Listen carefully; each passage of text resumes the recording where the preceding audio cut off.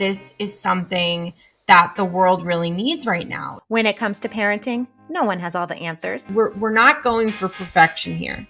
We're definitely not going to do it right. We're definitely going to make tons of mistakes, and we're definitely going to have to talk about stuff in therapy when she's older.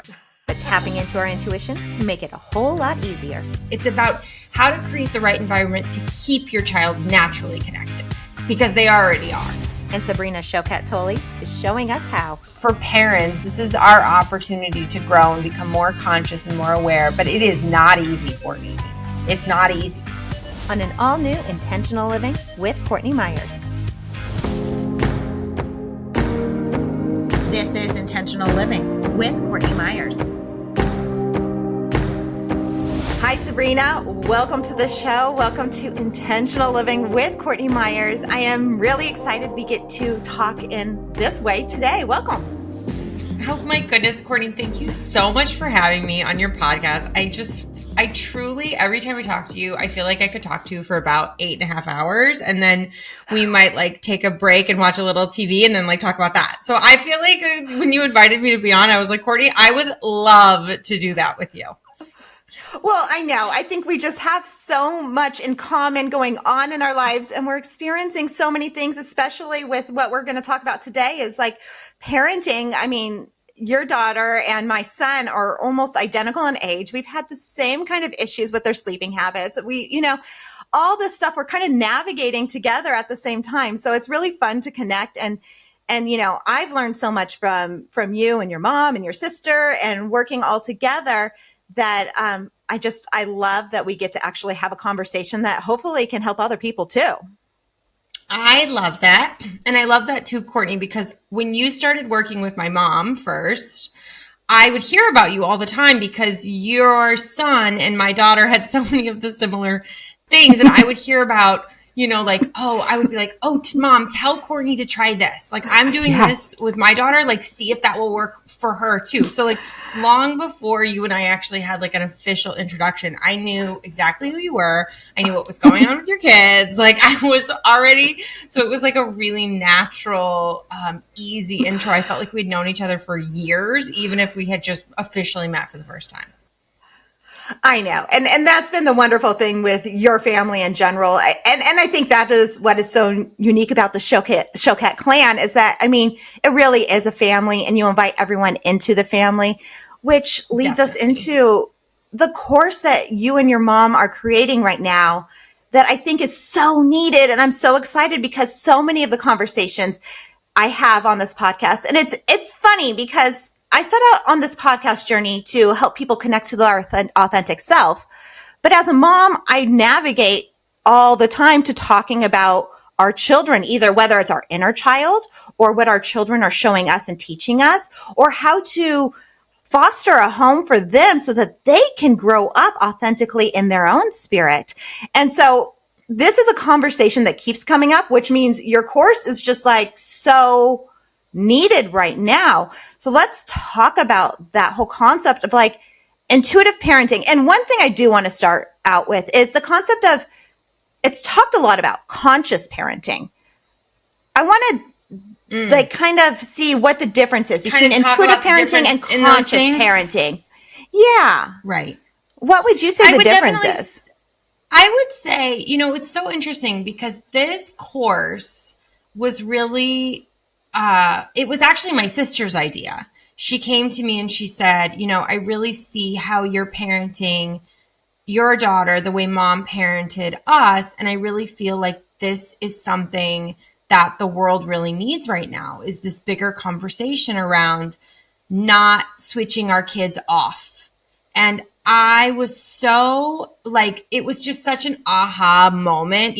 I really say when you have an intuitive guided moment, it's sort of like a duh moment for me where I was like, oh, duh, this is such a good idea. Mom and I should totally do this because it is. You're right, Courtney. It's so important right now. I feel like the whole planet is shifting towards being a lot more aware and a lot more conscious and a lot kind of waking up to things that even I was reflecting. I think you and I are probably around the same age. Mm-hmm.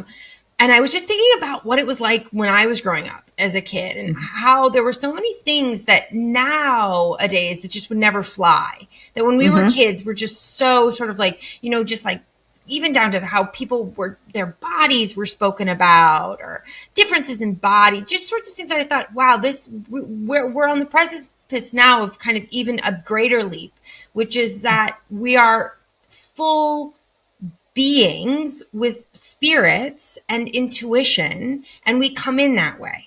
And so that's what this course was born of, is like, we want to help protect and nurture your child's intuition, because the world is an intense place. And so when you've got that in place firmly, like I did growing up, like my mom taught me, modeled it for my sister and I, how my mom grew up and how I'm modeling it for my daughter, it really connects them to their most valuable gift right from the jump. And so it's not about connecting your child to their intuition, this course. It's about how to create the right environment to keep your child naturally connected, because they already are. Well, I mean, I've talked about that a lot, and they are. We come in so connected, just so innately connected, and we turn it off. And I was talking to another guest the other day. I think she said it was like around 10 or 12 years old is where we really start to shut off our intuition because of this need to want to fit in.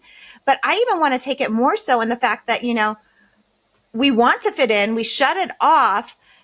But then as adults, we find that we're unfulfilled, or we want more, or we're not connected. And now we're like having these crises in our 30s and our 40s. Like, who am I?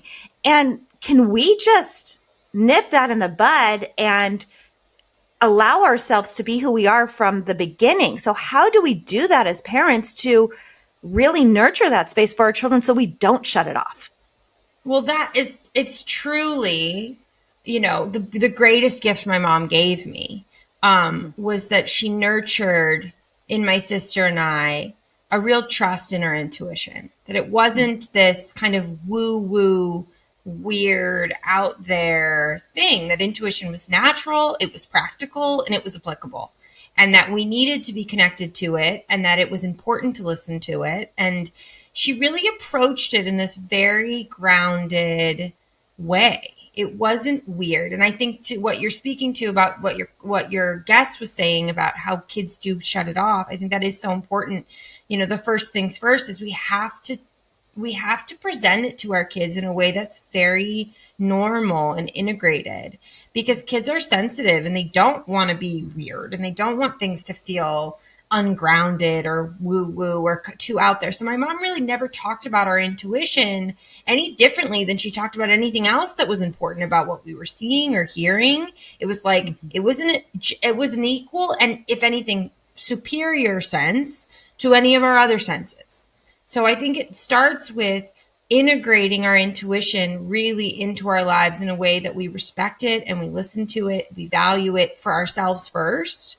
And then we translate that to our children. I mean, it's the age old, show them, don't tell them, and if you're modeling, even having out loud conversations about what your intuition is with your kids, you're already setting up this beautiful framework for them, that it's not something they have to, like we were saying, reconnect to. It's something that they're always tuning back into.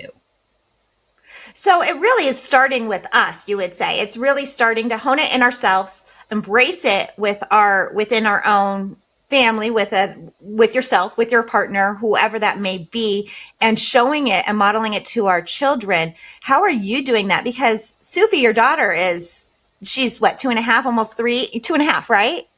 2.5. She just turned 2.5 this the 10th of September. She's 2.5. Yes. And she is a fully alive. I always say she came in awake, literally. Like, the child does not Yes. sleep. She's just not a sleeper. She's not interested in sleep. She has no need for it. Last night, she literally was in her crib screaming at me, I am not tired. And it was about 10:30 at night.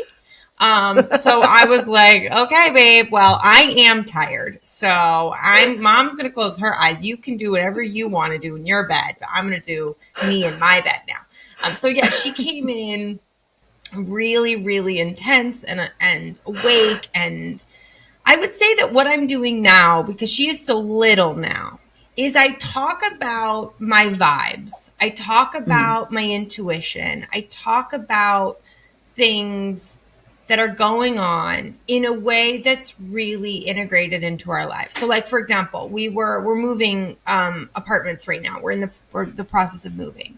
And I was debating between one moving company and another moving company. And I was sitting at the table, and it was my husband, and my husband and I were talking, and my daughter is sitting with us, and I'm just out loud expressing to my husband, my intuition says, even though, the first company has all these great reviews, my intuition says to go with the second company.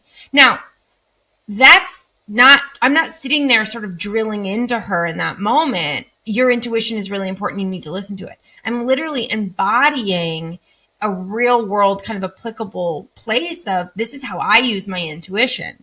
And so as she grows and as she develops, I want her to be able to know that that's a channel she can count on and that she can trust. And so the more, because I have clients that come to me that start, kind of awakening, like you were saying, around 30 or 40, and they go, wait a minute, like I've been disconnected from this part of me that's so essential.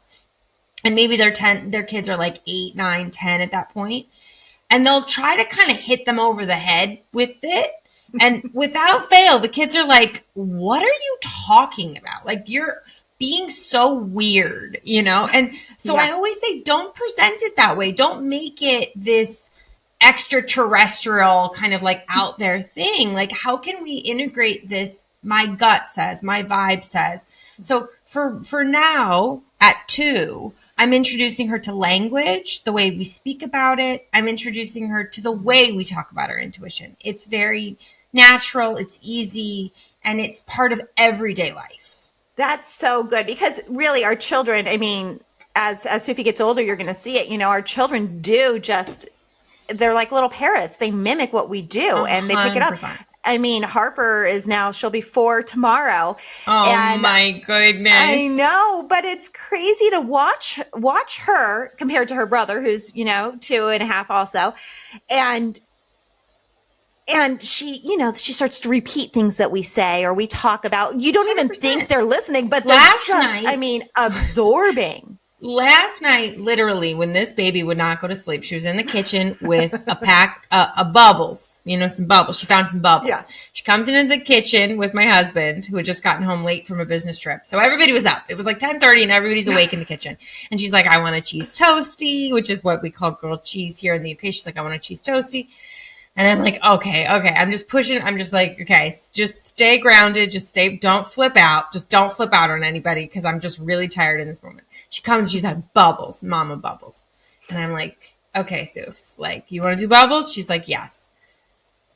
And then she's doing some bubbles. And I said to Ahmed, like, okay, that's enough bubbles. Now she's really getting worked up, laughing, playing. And I said, okay, to my husband, that's enough. And Sophie looks at me and she goes, Mama, it's okay. Calm down. With little hands, like, calm down. It's okay. Mama, calm down. And I was like, oh my, we started laughing so hard. And to your point, it's like she's already mimicking, mirroring, and also calling me out on my shit. You know what I mean? Like, she totally called me out in that moment. Like, Mom, you're the bad vibe perpetrator in this room. And I had to sit with myself in that moment and go, you know what? She's right. I am being the fun sponge right now. 3 more minutes of bubbles isn't going to hurt anybody. I'm just being controlling, and I'm just having my mom moment, and I do need to take a chill pill. But I think other parents might have reacted really differently in that situation all the way around. But ultimately, it's like she was right. But how do you do that? So, like, there's a lot of stress just in general of raising kids, especially young kids. It's hard. And I don't actually think it gets easier as they get older. I think there's just new challenges and new walks. Always. I mean, it is hard when you are the poopy diaper. I know that's what you guys like to call it. Like, when you're the bad vibe, like, and we can't always control what's happening outside of us. Like right now for me, I'm dealing with a client from hell. And, my intuition is saying, walk away. I'm being guided to walk away, and I'm trying, but like that person just keeps coming in. And I get that one email or that text message. It's not even like I'm inviting it in. It comes in, and then all of a sudden I'm the poopy diaper, and then I take it out on my kids. So like, how do we do that? Well, here's the thing. I think it's unrealistic to think that we're not going to sometimes be the poopy diaper. We will 100% sometimes be the poopy diaper. Like what I do with my daughter, and this is what my mom did with me, is I own it.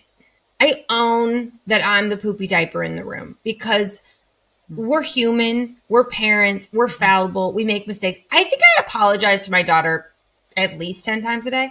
I'm constantly owning my shit to her and acknowledging where my energy's at, because that too will model to her how important it is that we all take responsibility for our own energy. So, for example, like if I have a really stressful client like you and I'm kind of in a bad mood or I'm overwhelmed or I'm anxious, instead of sort of just controlling the energy in the room and being the poopy diaper or being the bad vibe, I will literally say out loud to my daughter and my husband, I'm bad vibes right now. I'm having bad vibes. I am the bad vibe perpetrator. I am owning this, and I'm going to go put myself in timeout for 20 minutes in the other room and re-regulate a little bit. Or if I can't do that, I'll say, okay, we're going to pull out the Play-Doh or whatever. I know that's going to entertain her for 20 minutes, and I'm going to just re-regulate myself, taking responsibility for my own energy. But I do think that we're in an age where there's so much pressure to be perfect as parents, and it's just not possible. Like that's why for me, apologizing often and owning my energy often to her is more important than trying to put pressure on myself that I'm always going to do it right. Because I'm absolutely not going to do it right. I know that I'm not, and I'm going to fully mess her up, just as every generation before us has messed us up. But what I am committed to doing is being conscious with her and being conscious to communicate with her and take responsibility with her so that she's not left going, well, I feel a bad vibe in the room and everybody is acting like it's not a bad vibe and I'm feeling something. And that's where I think the disconnect, the danger zone happens for kids. Okay. So is that kind of like when I was asking about like the conscious parenting, because there's a lot of that conscious parenting that comes in, like whether you're apologizing to your kids or allowing them to express their emotion, throwing that tantrum, is that part of like this intuitive work with your children, is to allow them to feel the feels, but then also showing them how to own the emotions by showing it yourself? Is that kind of how it all comes together, would you say? I think it's a totally... I think it's one of those questions that's like, it's almost impossible to answer in the sense that there's no right way to do this. But what I'm committed to doing is being present with her. So yes, it means allowing her to feel her feelings and work through her shit. It's also modeling to her that I'm allowed to feel feelings and work through my stuff. It's being really communicative with her and communicating with her very consciously what's going on at an age appropriate level, right? She's 2.5. Like there's only so much, world experience, even if she's got, in our family, we believe lifetime experience because she is an old soul. But, it's just being age appropriate and being conscious of her. But truly, like my mom was doing these things with us 30 years ago that are now kind of becoming part of the conscious parenting movement or being, some people call it the gentle parenting or authoritative parenting. To me, it's about it's not about a formula. Like they're having a meltdown, so now say this, this, and this, which I see a lot of on Instagram. Like, yes, she's having a meltdown. Now you say this and this, and then this, and you give, and that's all great. And I love tools, and I love like giving people some clarity around how they can respond in the situation. Like I'm a very practical Virgo. I too like that. But I think there is a level of spontaneity in parenting that our kids can feel if we're not present. And even that can become an autopilot response. And so for me, it's not about, am I always, like the other day she threw a fit and I threw a fit because she was throwing a fit. We were both throwing a fit. I was annoyed. She was annoyed that I was annoyed that she was annoyed. We were both annoyed. We were both having a moment. And that was definitely not part of the conscious parenting playbook. I did not respond in the way I, could have, But what I did in the repair, and I think this has everything to do with her trusting herself, trusting the moment, trusting me as her mom, was I owned it. And I said, I'm really sorry that I got overwhelmed. I'm really sorry that I did not respond to you in that moment in a kind way. I love you. But again, to me, Courtney, it's not about the how or the what as much about, am I being present with her and myself? And if I'm distracted, I'm anxious, I'm in my head, I'm checked out, chances are that I'm going to be more impatient, more, quick to react. So to me, it's about being present. Like, where is my consciousness actually in this moment? And I find, and you can tell me what you think about this, Courtney, I find parenting meditative in the sense that I'm always being called back into the moment with a 2-year-old. Like, can't be anywhere else really in my head. Like, she'll burn the house down. So I have to be right here now. I think it's different with each kid. My daughter is super chill. I mean, she's the one that just wants to lay on you and cuddle. It's just Right. who she is from day one. She's amazing. She didn't want it. Like, we have so many toys that doesn't want to touch them as a child. Like, she has the best vocabulary you'll ever hear because all she wanted to do was sit and read and read and read. And that's books. all we would do. Now, my son, complete polar opposite. He's like, oh, this looks like it could be fun to take down the stairs. Let's just take it and go, and he's been like that since he started to move.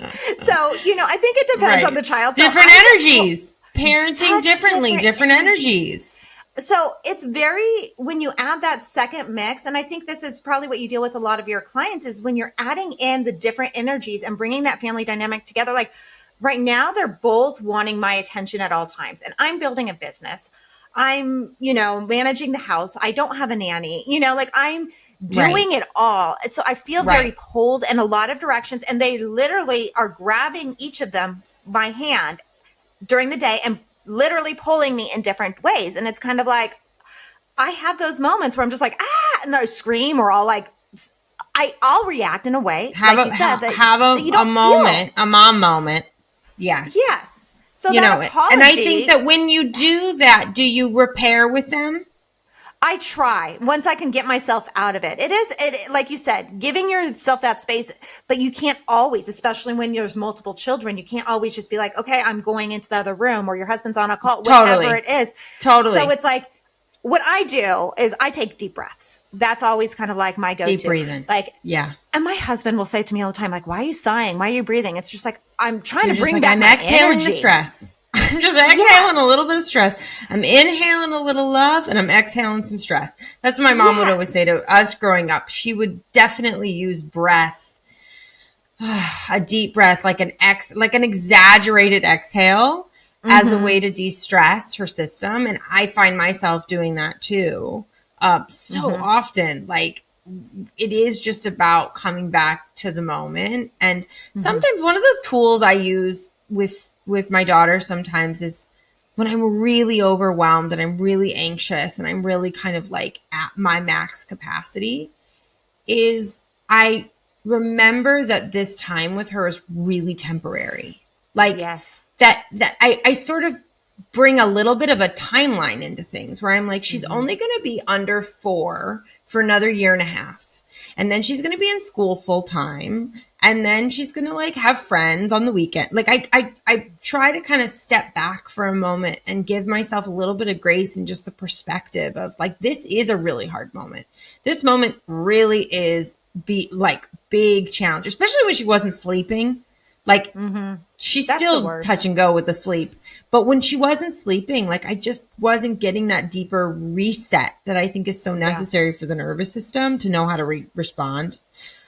So, to the point around intuition, when we're dysregulated, we cannot be intuitive in the same way. We're reactive, literally. So maybe we'll get a vibe, but it's almost like the whole system can like go off left when we should go right because we're dysregulated to begin with. So when we're speaking about intuition and modeling this to my daughter, re-regulating the nervous system, that's why she said to me, calm down. Because she was like, she literally was like, Mom, that's enough. Like, you need to bring the energy down here a little bit. You need to get the energy in the room needs to come down. And she was right. And I'm like, that's right. We're not going for perfection here. We're definitely not going to do it right. We're definitely going to make tons of mistakes, and we're definitely going to have to talk about stuff in therapy when she's older.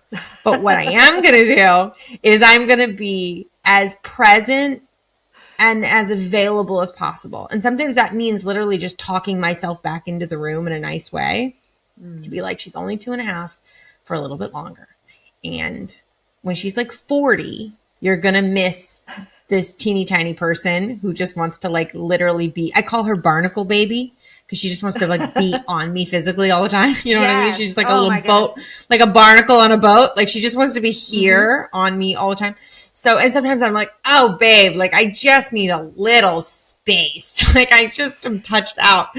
But that's where using humor also I've found that's something my mom really did so beautifully. And I think intuition really does speak the language of humor. She would always joke and laugh and make us laugh and talk about things in a way that was really playful and sort of kept things light for the most part. And that too, my mom always says like, intuition doesn't speak English. That sometimes we get really fixated, especially Courtney, because you love words and I love words. We both love words. I love words. You can tell clearly I love words. But my mom would always say like intuition speaks laughter. Like intuition doesn't speak English, and we get really fixated on the words of things. And so I think it's so important to kind of keep it light with our kids as a way to stay vibrationally open with them so that they can be receptive and feel. It's like when the energy gets too heavy, it's kind of hard to like sort what's what. Does that make sense? Yeah. But even like you were saying, like Sufi telling you, calm down, mom, whatever. Harper is one of those kids that's constantly on me as well. Like Hayden will go do his own thing, but Harper's like always laying on me, rubbing my leg, touching me. It's obviously a regulation thing, but part of it is maybe she's telling me, and my husband will point this out to me because I've been doing some inner child work, and he's pointing out to me, that's what you needed at that age. She's demonstrating, she's mirroring to you what you needed. And so he always tries to bring me back into the moment, like, give her that love, give her that hug. Maybe this is you at 4 years old. This is what you needed. So I do try and come back to the moment to allow that. And it's nice. I mean, and I think that speaks to having it not just be one parent involved in this intuitive parenting household. Like when I'm pulled out of it, my husband can remind me, or vice versa. We can bring each other back 100%. To the moment and do it together. 100%. I always say, there's my husband, there's me, there's my sister who plays a very big role, and my mom who plays a huge role. It does take a village. And I think that that's the other thing that I've realized so much about parenting is so isolating. Like, especially when, if you are a transplant, like I live in a country that I didn't grow up in, so I don't have sort of the roots here. My mom is here part-time with me, but my mom is also just like absolutely on a mission to help heal the planet. So like, she's not exactly like coming around to like make dinner. You know what I mean? My mom is like, I make dinner for her. She comes over, we have dinner, we play. But it's like, it's so true. It's the larger community too, as parents. And I think that's why it's so important, these conversations. I just even remember, I've found so much solace in podcasts since becoming a parent in a weird way, because I haven't had as much time to like go socialize with my friends. So to be able to like put on a podcast, it's kind of like, oh, I get to have some time with my friends. If that makes sense. Like, it's very like, it gives me a boost. So yes to what you're saying about how important it is that we have our partners that be in alignment. It's really funny because my husband is a biomedical engineer scientist. Like he is literally the other side of the coin. Like he is, he is my rock and I am the roll in this household. We're both Virgos, but I'm an August Virgo and he's a September Virgo. And I said that really speaks to like the differences in our energies. I'm way more like intense and fiery, and he's very like stable. But even, for him, I would say there is like a gentleness to him that I am so grateful for, because I can see how, yes, there is mirroring, modeling, vocalizing, and then there's just being a steady, grounded force in a child's life, and how that interacts with their spirit. And, you know, I didn't have that kind of dad in my life who was really steady. My dad was very, very traumatized and very reactive. Um, and so I do think that you're right to bring up the partner, because I think as moms, we can take on so much responsibility for all of this. But it's like, how do we create the container? It doesn't have to be mom and dad. It can be dad and dad. It can be mom and mom, or it can be even a single parent who's creating that environment. But it's all about what is the vibration? What is the energy we're setting in the household? And how safe do our kids feel? And how much do they feel we have their backs?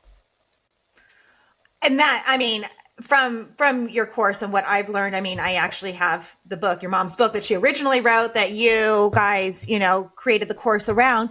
Is I think that is one of the biggest takeaways that I've had in your guys' teaching, is having your child's back. So often we don't. So often it's like we're quick to either judge or make them fit in, or make them say, your teachers, I mean, I've heard your guys' stories about this so much. Like, your teacher said this, so this must be true. Like, we don't, as parents, always have our children's back, even though we think we do. I think it's innate. I think it's like this thing we do. I had the most fierce mom who had my back from the jump. I mean, I remember being in pre-kindergarten and going into school, and the teacher had a bad vibe, bad attitude. And I knew what that was, because my mom, my dad would own their bad vibe, bad attitude in our house. So I knew what a bad vibe and a bad attitude was. And I also knew it wasn't me, which is part of the reason why with my daughter, I'm so clear with her about when it is me, because I want her to be able to know. And then I also let her know, babe, you got a bad vibe, bad attitude right now. Okay. So I'm owning mine. You own yours, where everybody owns their stuff in the family. Mm-hmm. So I was very clear as a child, like, oh, this isn't my energy. And the teacher put us all in timeout, and we were all sitting on the wall. It was French school. It was very punitive, like punishing, sit on the wall, look at the wall. And I remember like talking to the kids on the left and talking to the kids on the right, and then getting up and going over to my teacher and saying, like, we're all feeling pretty good over here. And like, when you're feeling better, like, you can join us here.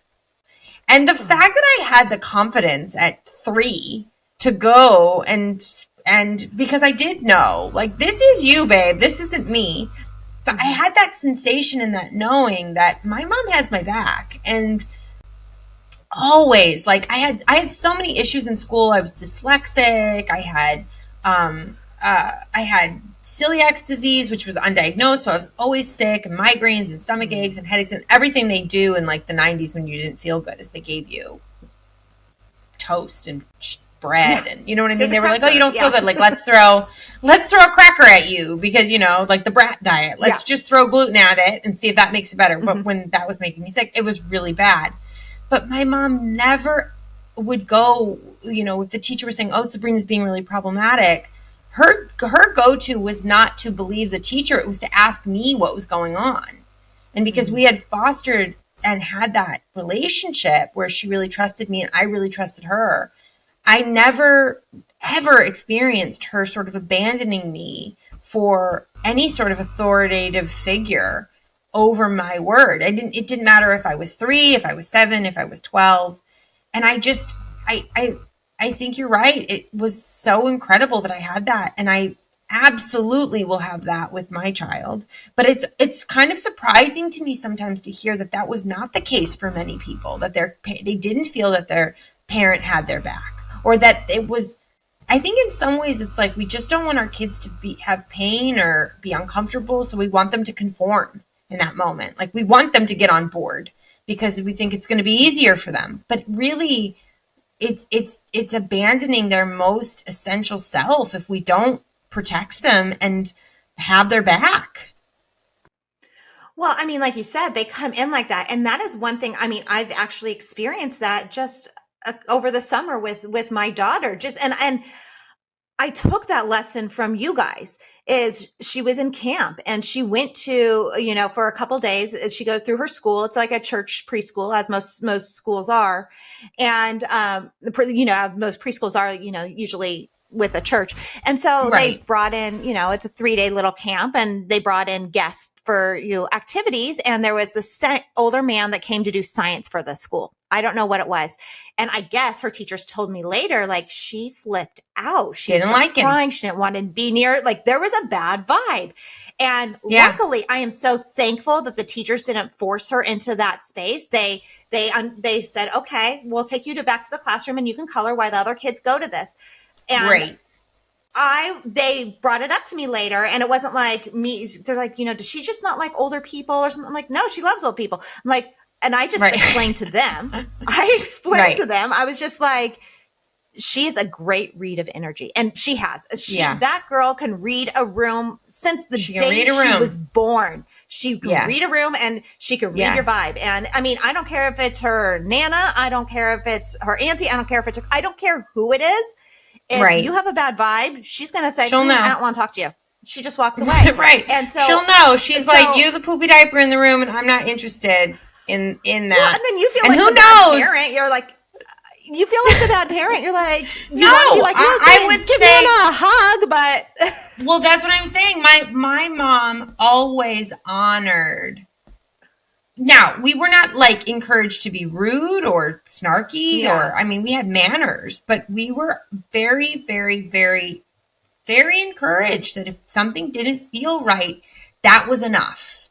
That was enough. Mm-hmm. And all we had to do was squeeze my mom's hand. And my mom would always beautifully make an excuse for us. She would say, oh, Sabrina's a tummy ache. We got to go. Or, oh, there was never an explanation needed. There was no conversation even about it. When you're that little, there's really not words sometimes.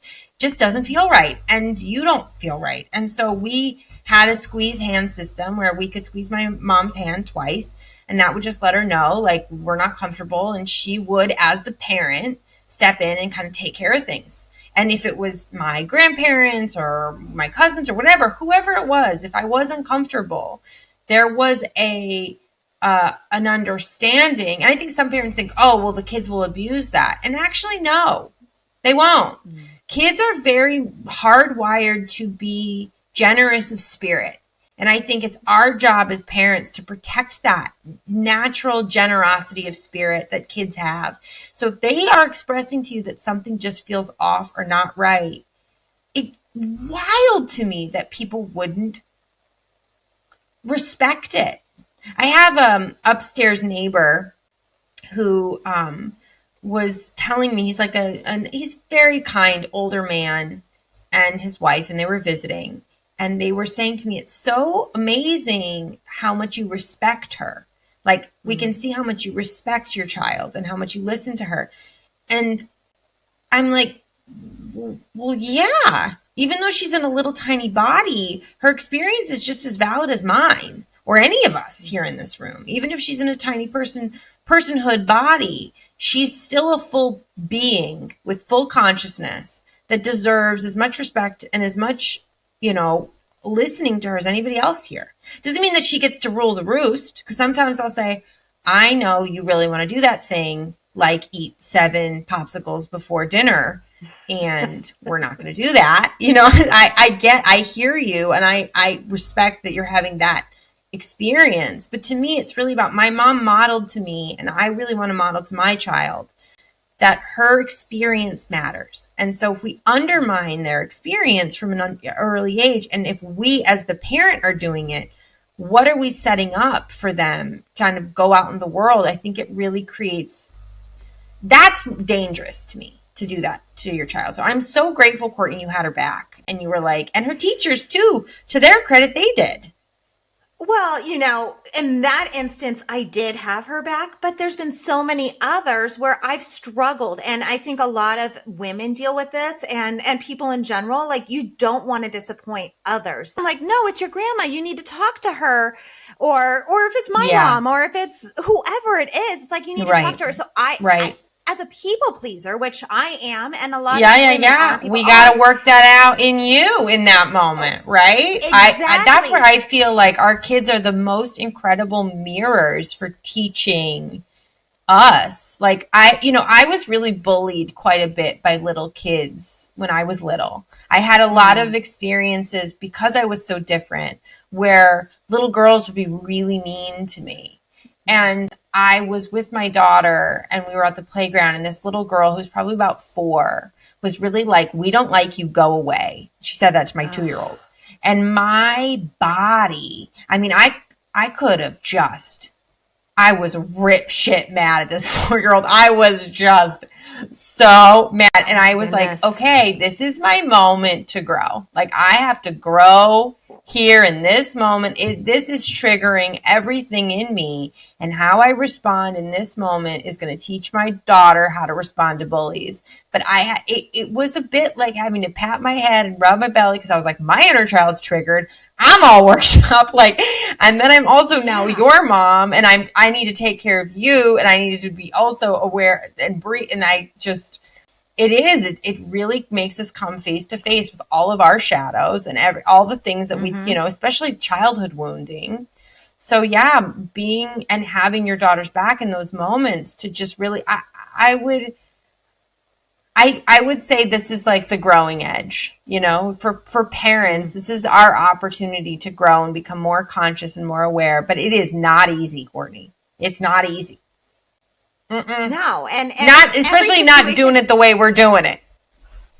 No, and every situation is going to be so different. Like, my, like you said, my husband is like one of those guys that does not give a shit what people think about him. So Right. if one of the kids is like, I don't feel good, he's like, okay, let's go in another room. Or not, I don't feel good, I don't want to be in this space, Right. the energy's bad. He's like, cool, let's go. Like, he's not going to people Right. please where I'm the one that No. pushes. Now, like we said, like in the outside world, at school, like I'm like, luckily it all worked out well, and so I felt very confident to have her back. But it's hard. I mean, it's hard to It's own hard. your own growth when you're also trying Yes. to demonstrate this for your children, which I think you are doing with this course and all your offerings with coaching families. So tell me how we can work with you to do this. So we're so excited. This course, it has so many of these practical, applicable tools that I really said to my mom when we were laying it out. I said, as a mom, I have very little time to digest very much. I have Mm-hmm. about 10-minute Mm-hmm. spurts. So we created a course that was easy to digest. It's 12-minute videos, easy to follow, bullet points, like really digestible and applicable, to create the right culture in your family home to keep your kids connected to their intuition. So that course comes out now. You can find it from tomorrow, which is, now already in podcast Yeah. land, on my mom's website, soniachoquette.com. They have everything. It's the Intuitive Child course. The other thing is I do mentor and I do intuitive family readings. So I do constellation readings where I look at the family, I look at everybody's individual energy, how those energies interplay with each other, highlight the gifts, the blind spots, to just really kind of build like a beautiful family constellation. That's why we're calling it the family constellation reading, because it is like gorgeous night sky. We all come in with our own energies, with our own gifts and talents, and how do all these things play together. And sometimes, like for you, for example, like your daughter's helping you grow in your own people pleasing through mirroring Mm-hmm. that she's not going to be that in this lifetime, and so it's Yeah.